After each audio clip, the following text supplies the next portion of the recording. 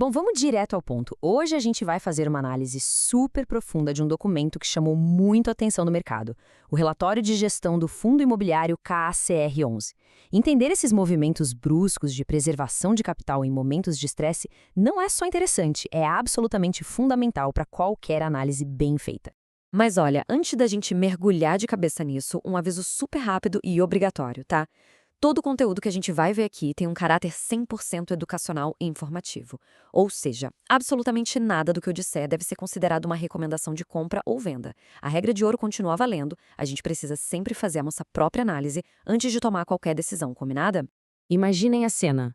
Abril de 2026, a gente abre o relatório do CAC a 11 e a distribuição de dividendos é de exatamente zero. Pois é, R$ 0. Para um fundo tão estruturado, bater o olho nesse número causa um susto tremendo na hora. A grande questão é, o que leva uma gestão a simplesmente segurar totalmente o resultado de um mês inteiro? Esse número aí, o 0, é o grande estopim dessa mudança estratégica brutal que a gente vai destrinchar agora, onde o foco deixou de ser a previsibilidade de rendimentos e passou a ser, pura e simplesmente, a preservação de liquidez. Para a gente entender exatamente os motivos por trás disso, nossa conversa vai passar por 4 etapas bem diretas. 1. Entender os riscos reais da operação. 2. Comparar os projetos na prática. 3. Matar a charada do caixa versus resultado. E, por fim, montar um plano de ação super prático. Então vamos lá. Passo número 1. Entender os riscos. O que de fato está pegando no operacional do fundo? Olha, o relatório descreve o que a gente pode chamar de uma verdadeira tempestade perfeita, sabe? Aquela que acontece no mundo real, bem longe da segurança das planilhas. A gente está falando de um combo bem indigesto, atrasos absurdos nas aprovações, uma burocracia gigante para conseguir a emissão da BTS e vendas patinando muito abaixo do que eles esperavam. Junta tudo isso com a inflação alta e o mercado secundário de CRIs super travado e a gente tem um cenário super complexo. A dura realidade é a seguinte, se eles interromperem as construções agora, as garantias viram pó. E isso, claro, forçou a suspensão imediata dos pagamentos. E tem um fator estrutural gigantesco que o próprio documento admite, que é a famosa concentração imobiliária. Basicamente, o fundo está operando acima dos limites regulatórios em alguns projetos que ainda estão em fase de desenvolvimento ativo. Quando um fundo financia a construção e concentra muito capital em poucas obras, o risco de execução vai lá para as alturas. É aquela velha história. É uma estratégia que entrega retornos estratosféricos quando tudo dá certo, mas, quando os ventos mudam, ela amplifica demais a volatilidade e deixa o fundo totalmente refém do humor do mercado. Beleza, indo agora para o nosso passo 2, a comparação dos projetos. Vamos olhar para o canteiro de obras de verdade. Aqui, o contraste é simplesmente brutal e mostra esse risco acontecendo na prática. De um lado, a gente tem o CRI Helvetia, que é literalmente a maior luz vermelha da carteira hoje. O projeto está sofrendo com vendas interrompidas, uma estratégia comercial que falhou feio, inércia dos sócios, um problemão. Do outro lado da balança, para dar um alívio, a gente tem o CRI Station. Esse é um dos ativos mais redondinhos deles. A obra já acabou, o habite está na mão e ele já está no ponto de bala para começar a amortizar a dívida. E por que isso importa tanto? Porque o que efetivamente traz o dinheiro de volta para casa é a venda, né?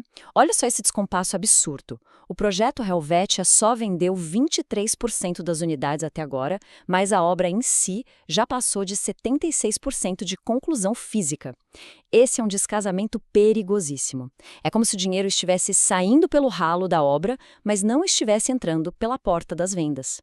Em contrapartida, o projeto Station já tem 73% vendido. Esse sim é o sucesso que pode salvar a pátria e ajudar a recompor a liquidez do fundo nesse semestre, compensando essa sangria de capital. O que nos leva à nossa terceira parte, a grande batalha entre caixa e resultado.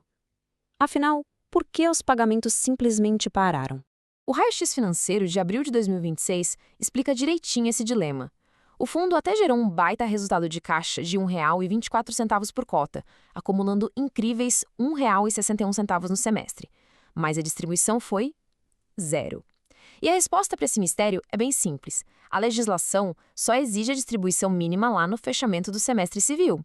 Ou seja, o fundo até gera um lucro contábil maravilhoso ali no papel, mas, convenhamos, lucro no papel não compra cimento na loja, certo? Eles precisam urgentemente do dinheiro vivo ali imediato para injetar nas obras que estão rodando. Se eles pagassem dividendos agora, a obra iria parar, o que iria arruinar as garantias de toda a carteira. Então, chegamos ao quarto e último ponto. Nossa conclusão e, claro, os próximos passos lógicos. A grande lição aqui é que a gente vai ter que ter um acompanhamento muito, mas muito mais ativo daqui para frente. O fundo entrou numa era focada totalmente na preservação de capital e liquidez. Então, para esse decisivo segundo semestre de 2026, vamos anotar aqui os 3 passos do nosso plano. Passo 1. Monitorar de perto os relatórios mensais buscando qualquer sinal de retomada nas vendas, principalmente no problemático CRI Helvetia. Passo 2. Acompanhar se a monetização dos ativos saudáveis, como o CRI Station, vai realmente começar a devolver dinheiro para o caixa. E passo 3. Ficar de olho vivo para ver se e quando vai abrir um espaço no fluxo de caixa para a normalização segura desses dividendos. Resumindo a ópera, a gente tem um CAC R11 com garantias super robustas e sendo negociado com um baita desconto patrimonial, mas o risco operacional indiscutivelmente deu um salto gigantesco. E aí fica aquela grande pergunta no ar que tem que nortear qualquer análise futura. Será que a gestão vai ter a habilidade de atravessar as tormentas desse ciclo econômico e voltar a pagar dividendos sem deixar as garantias derreterem no caminho? É um verdadeiro teste de fogo para a tese de desenvolvimento imobiliário estruturado. Fica aí a reflexão. Muito obrigada por acompanhar mais essa análise e até a próxima.